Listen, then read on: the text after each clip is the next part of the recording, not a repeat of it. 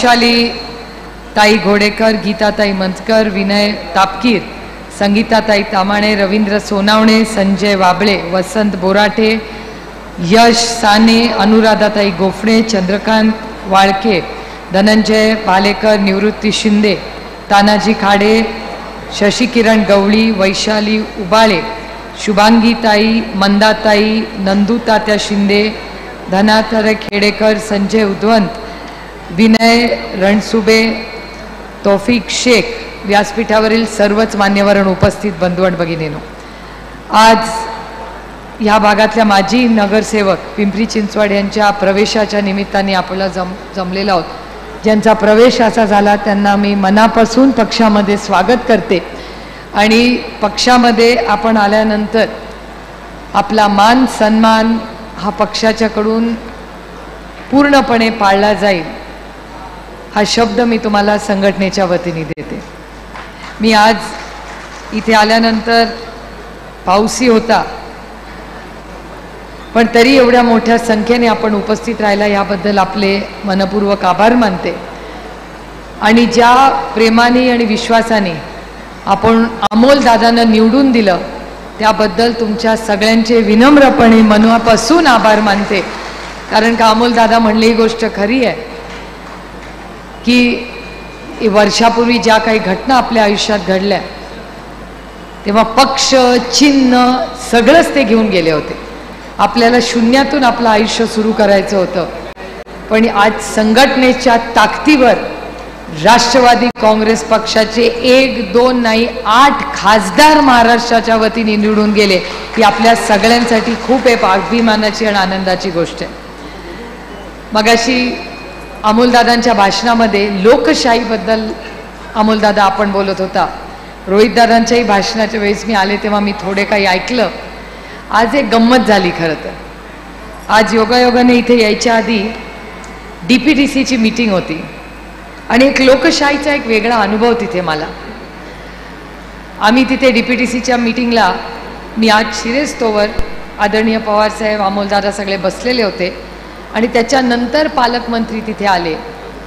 एक गोष्ट आदरणीय पवारसाहेब माझे वडील म्हणून मी म्हणत नाही आहे, पण खूप शिकण्यासारखी आज मी पाहिली की जेव्हा पालकमंत्री मीटिंगला आले तेव्हा आदरणीय पवार साहेबांसकट प्रत्येक जण त्या हॉलमध्ये उठून उभा राहिला.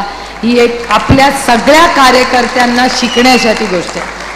म्हणजे पवार साहेब तिथे बसले असते तर कोणी टीका केली नसती, पण पवार साहेबांनी तो प्रोटोकॉल पाळला की मी एक खासदार म्हणून या मीटिंगला आलोय, पण ह्या पदावर आज पालकमंत्री म्हणून जी व्यक्ती बसली आहे त्या व्यक्तीचा पदाचा मान सन्मान झाला पाहिजे.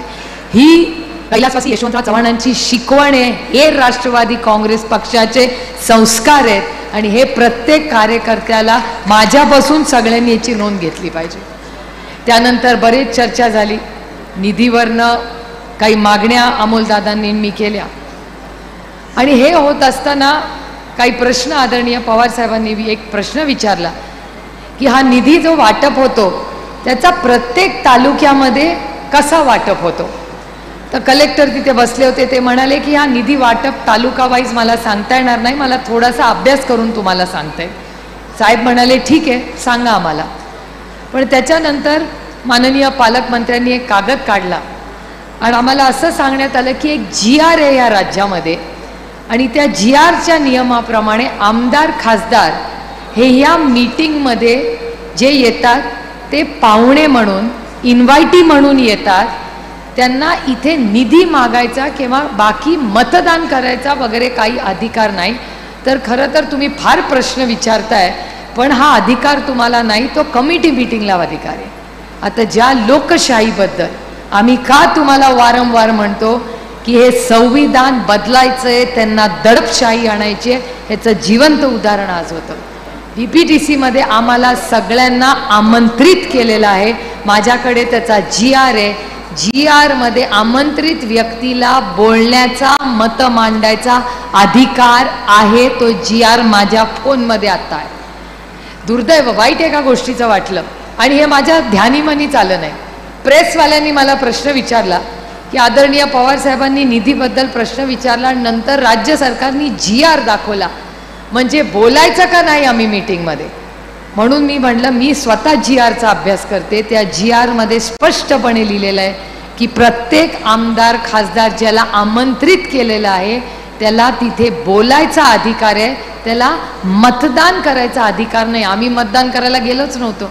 मग आम्हाला सांगण्यात आलं की आम्ही खरं कमिटी असते आणि आम्हाला तिथे आमंत्रित केलंय. मग प्रोटोकॉलप्रमाणे आम्हाला मागे बसवा पुढच्या मीटिंगला आणि जे कमिटीवाले त्यांना पुढे बसवा. पण ज्या पद्धतीने आदरणीय पवार साहेबांनी फक्त निधीचा प्रश्न विचारला त्याला उत्तर आम्हाला GR दाखवण्यात आलं. मग आम्ही मन मोकळेपणे प्रश्न नाही विचारायचे. 23 लाख लोकांनी अमोल दादांना मला निवडून दिलंय. तुम्हाला वाटत नाही की आम्ही सरकारच्या जर मीटिंगमध्ये गेलो तर आम्ही प्रश्न नाही विचारायचे? तुम्ही प्रश्न विचारण्यासाठीच आम्हाला निवडून दिलाय का गप्प बसण्यासाठी निवडून दिलाय हा निर्णय तुम्ही घ्यायचा. ही एक सशक्त लोकशाही आहे आणि एका लोकशाहीमध्ये प्रत्येकाला मत मांडायचा आणि प्रश्न विचारायचा अधिकार आहे. आणि रोहित जसं म्हणला तसं ह्याच्यासाठीच हे जे लोकशाहीचा आवाज दाबण्याचं काम हे सरकार करतंय त्याच्या विरोधात आपली लढाई आहे. आणि ते सातत्याने म्हणतात की नॅरेटिव्ह बद्दल खोटं बोलतो. मी रामकृष्ण हरी आहे. मी रोज माझ्या पांडुरंगाला उत्तर देते, बाकी काही करीन पण खोटं बोलणार नाही. त्याच्यामुळे ह्या सगळ्यांमध्ये ज्या पद्धतीने संविधान बदलायचं आहे का माझा आरोप आहे भारतीय जनता पक्षावर. हो तुमचे खासदार म्हणाले, मी माझ्या कानांनी पार्लमेंटमध्ये ऐकलंय की आम्ही 400 पार होणार आणि या देशाचं संविधान बदलणार. हे मी म्हणत नाहीये, भारतीय जनता पक्षाचे खासदार म्हणलेले आहेत.